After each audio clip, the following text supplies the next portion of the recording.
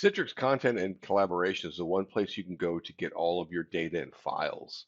So your teams can access, sync, and securely share files from anywhere on any device. You can automatically get feedback, approvals, and workflows to streamline your business and maximize productivity.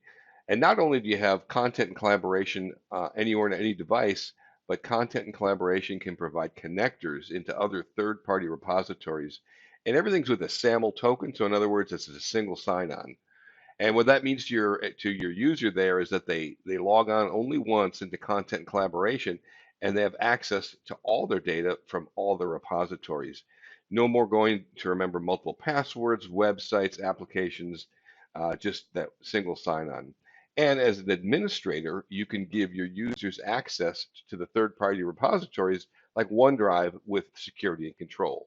So what we're going to do here is we're going to start out in Workspace.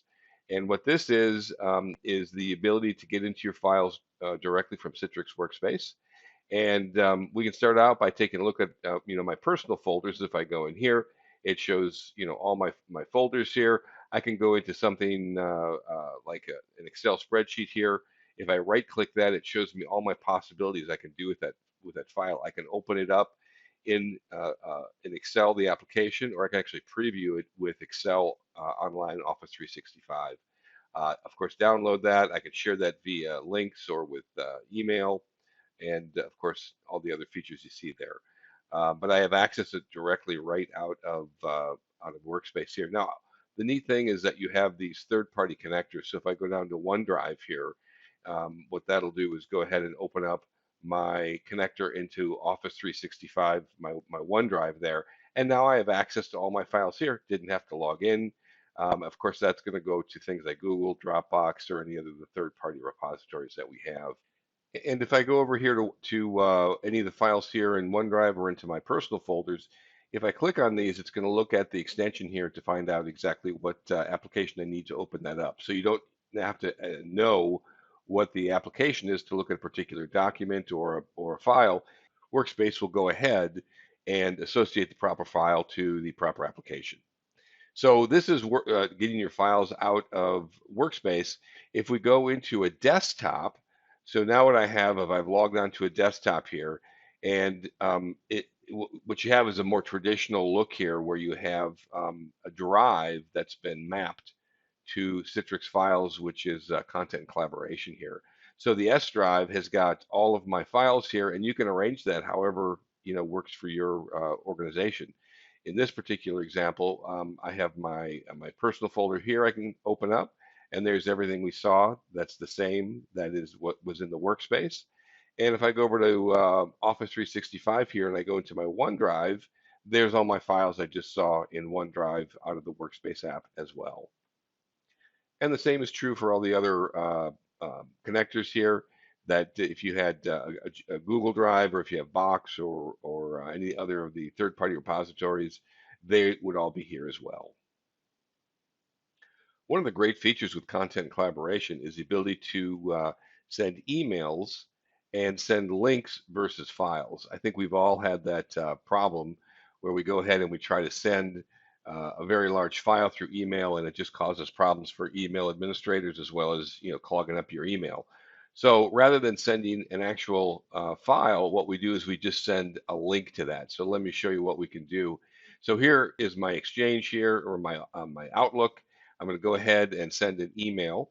So I'm going to send that to myself. And rather than sending the file, I'm going to attach a file from Citrix, and I'm going to put some custom settings on that. So the first thing that you can do here when you have custom settings is you can turn a notification on or off. So in other words, you would know when someone actually opened up your attachment and looked at that. The second thing you can do is a lot of security features here is you can have people sign in or just enter their name and email address, or neither, and just allow anonymous access. But for the example here, we're going to have someone sign in. So what we could do here is let the links live as long as you'd like them to live. So if it expires never, it's good forever, or just 1 day or 3 weeks or a month or whatever works for your particular application there. And here's the real magic. What do you want to have happen when someone opens up that link? Can they just view it online? Can they view it online with a watermark?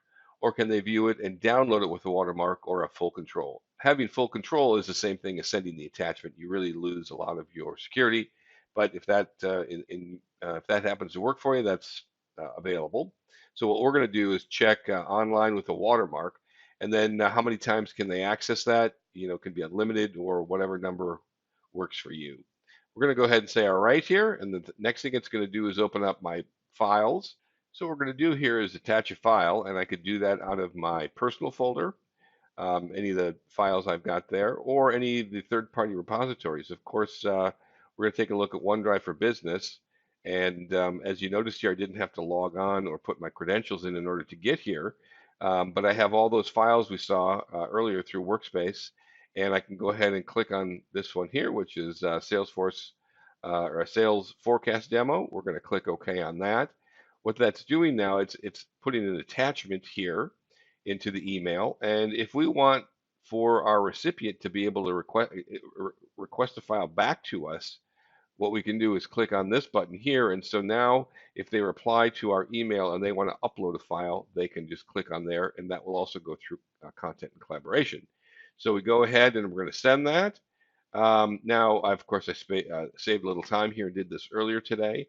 Here is the attachment, and we can click on the email here, which I've already done, and that'll go ahead and open up here in a browser. And since we chose to have just this be an email that we can look on online with a watermark, here we have it where we can go ahead and look at that document that was sent.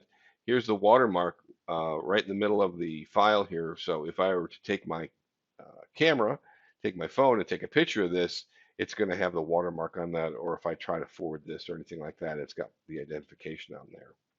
So that wraps up the video of showing you how you can attach a link to an email and send that versus attaching a file. Thank you.